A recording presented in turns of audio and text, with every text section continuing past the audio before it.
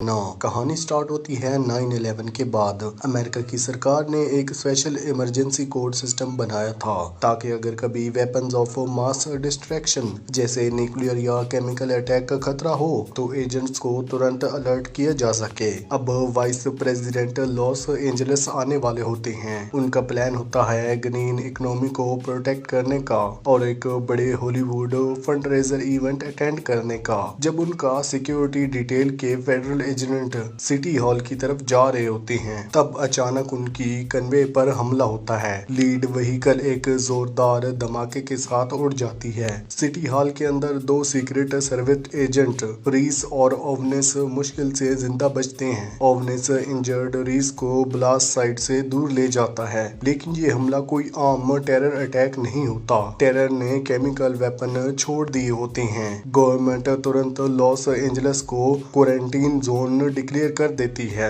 City का avocation start होता है। मार्शल लॉ लग जाता है। इस बीच एक इंजर्ड एजेंट जैक्सन अपने साथी चोई जो एक स्किल्ड एजेंट होता है उसको एक छोटा सा डिवाइस देता है और कहता है इसे सेफ रखना। उसने अपने सुपरवाइजर मार्शल को कांटेक्ट करता है। मार्शल उसे ऑर्डर देता है कि उस डिवाइस को सिक्योर करे क्योंकि वो एक्चुअली फुटबॉल है, वही ब्रीफ केस जिसे प्रेसिडेंट या vice president nuclear strike authorize कर सकते हैं। रियल लाइफ में ये फुटबॉल एक ब्रीफ केस होता है जिसमें रिस्पॉन्स कोड्स और प्लान होते हैं, लेकिन फिल्म में ये एक छोटी सी मशीन दिखाई गई है जैसे एक पोर्टेबल स्पीकर जिसमें अनइमेजिनेबल पावर छुपी हुई है। चोई ऑर्डर फॉलो करता है और एक सेफ हाउस पहुंचता है जिसका इंचार्ज एडरसन होता है, एक यंग फार्मर मिलिट्री ऑपरेटिव। थोड़ी देर बाद ओवनेस भी आ जाता है इंजर्ड रीस के साथ। यहाँ उन्हें मिलता है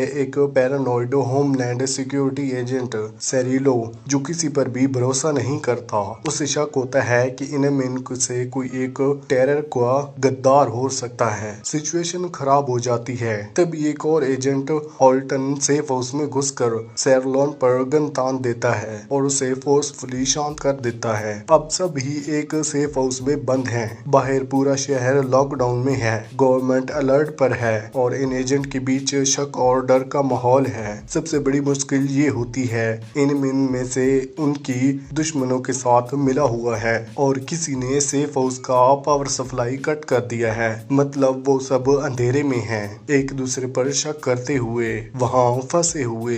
रीस जो पहले केमिकल गैस से इफेक्ट हुआ था अब थोड़ा ठीक महसूस करने लगता है। तब वो और ओवनेस डिसाइड करते हैं कि अब वो सबको अपना राज बता देंगे। रीस और ओवनेस एक्चुअली लवर्स होते हैं। रीस सीक्रेट सर्विस में काम करता है और ओवनेस डिपार्टमेंट ऑफ डिफेंस के स्पेशल प्रोजेक्ट में। ओवनेस ने एक ऐसा डिवाइस बनाया होता है जो सिर्फ उनकी आंखों से अनलॉक होता है, एक एडवांस्ड बायोमेट्रिक लॉक सिस्टम। उन दोनों का मिशन होता है उस डिवाइस को वाइस प्रेसिडेंट तक पहुंचाना। मतलब अब चोई के पास फुटबॉल है जो ओवनेस के पास भी एक क्लासिफाइड गैजेट। दोनों ही चीजें गलत हाथों में नहीं जा सकती। जब ग्रुप ही सिगरेट को लेकर बहस कर रहा होता है, एक दूसरे पर ट्रस्ट करना मुश्किल लग रहा होता है, तब अचानक एक बड़ा धमाका होता है। टेरर सेफ हाउस के बड़े ग्लास विंडो को बॉम्ब से उड़ा देते हैं। कुछ हेवीली आर्म्ड आदमी मशीन गन लेकर अंदर घुस जाते हैं। उनके चेहरे पर एक ही चीज होती है, मार देने का इरादा है। एंडरसन और चोई फौरन एक्शन में आ जाते हैं।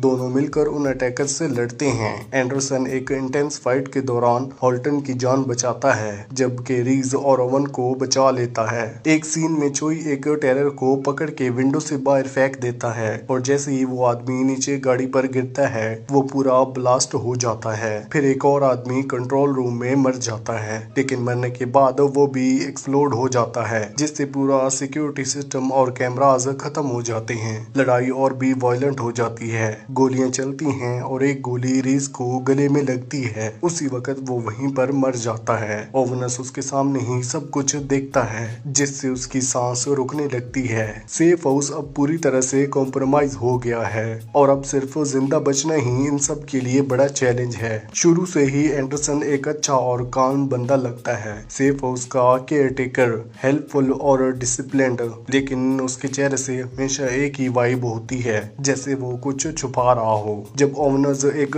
टेरर से इंट्रोगेशन क्वेश्चन कर रही होती है और उसे कन्फेस निकालने वाली होती है। तभी एंडरसन बीच में आ जाता है। उसे इंटरप्ट करने से टेरर को टाइम मिल जाता है और वो कुछ साइनाइड खाकर अपनी जान ले लेता है। हाल्टन ये सब देखता है और तुरंत ओवेनस को कहता है कि एंडरसन को हैंडकफ कर दो। ओवेनस उसकी बात मानती है। एंडरसन ट्राई करता है ओवेनस को मैनिपुलेट करने का और कहता है हम दोनों ने आर्मी में अपने किसी क्लोज इंसान को खोया है ताकि सिंपैथी ले सके, लेकिन वो अपनी जगह से नहीं हिलती। फिर वो बैकअप बैटरी पे कंट्रोल रूम का पावर कर लेती है ताकि कैमरास और सिस्टम दोबारा चल सकें। इसी बीच चोई फाइनली सब कुछ रिवील करता है कि उसके पास फुटबॉल है। वो सेम न्यूक्लियर कंट्रोल डिवाइस ओवेनस भी बताता है कि उसके पास जो गैजेट्स है वो एक तरह का डिजिटल बिस्किट है जिससे न्यूक्लियर कोड एक सेकंड में जनरेट हो सकता है। इस ब्लास्ट में चोई और हल्टन दोनों घायल हो जाते हैं और सैलो भी जख्मी होकर उसे कमरे में पहुंचता है जहां एंडरसन बंद होता है। एंडरसन उससे कहता है मुझे कीज दो, मैं तुम्हारी मदद करता हूं। जैसे ही सार्लोज उसे की देता है एंडरसन उसका गला काट देता है। यहाँ पर ये क्लियर हो जाता है कि वो ही असली विलन है। इसी वक्त ओवनीज कैमरा फुटेज में देखती है कि सुबह ही एंडरसन ने असली केयरटेकर को मार दिया था और उसकी जगह ले ली थी। जब तक वो सबको वार्न करने जाती है एंडरसन उसे धक्का मारकर गिरा देता है। अब उसका असली नाम सामने आता है, इलीज। वो एक एक्सपेरिमेंट एजेंट होता है जो अपने ट्विस्टेड बिलीफ के लिए काम कर रहा होता है। हाल्टन उसे समझाने की कोशिश करता है और कहता है देश के साथ ये धोखा मत करो, लेकिन उसके लिए देश का मतलब बदल चुका होता है। उसका मानना होता है कि अमेरिका अब लोगों को भूल गया है और आउटसाइडर के लिए झुक गया है। उसका प्लान होता है वॉशिंगटन डीसी पर न्यूक्लियर अटैक करके ऑर्डर रिस्टोर करना। वो ओवेन को मजबूर करता है अपनी आंखें स्कैन करने के लिए ताकि कोड जनरेट हो सके। कोड सेट होता है, टाइमर चालू हो जाता है। इलीज ओवेन को अपने एक आदमी के हवाले कर देता है ताकि वो उसे मार दे। वो आदमी ओवेनस को ऊपर ले जाता है, वही जगह जहां रीस के डेड बॉडी पड़ा होता है। ओवेनस मौका देखकर उसे गिराती है और रीस का जैकेट से गन निकाल कर उसे गोली मार देती है। वो उसका डेड बॉडी नीचे फेंकती है और जैसे ही वो नीचे लगता है एक और बड़ा धमाका होता है। तब ये भी क्लियर हो जाता है कि सब टेरर के जैकेट में इम्पैक्ट बॉम्ब लगे हुए हैं, मतलब कोई भी जोरदार हिट लगने से वो फट जाता है। इलीज समझ जाता है कि अब सिचुएशन उसके हाथ से निकल रही है, लेकिन तब तक देर हो चुकी होती है। ओवेनस पर भी गोली चला देती है। ओवेनस लास्ट सेकंड पर डिवाइस बंद कर देती है। आखिर में सिर्फ वही बची होती है जो कि सच जानती है कि मार्शल जो देश की रक्षा करने वाला था असल में उसी देश का सबसे बड़ा खतरा है और उसका नेटवर्क वही ग्रुप जिसका नाम कॉपर हेड्स है, एक सीक्रेट ऑर्गेनाइजेशन जो गवर्नमेंट के अंदर ही छुपी हुई है, पावर और पॉलिटिक्स के जरिए अपना एजेंडा चला रही है। फिल्म यहीं एंड होती है। आपको कौन सी मूवी या फिर वेब सीरीज का एक्सप्लेनेशन चाहिए हमें कमेंट सेक्शन में जरूर बताना। वीडियो अच्छी लगी तो वीडियो को लाइक करके चैनल को सब्सक्राइब लाजमी करना। Thanks for watching.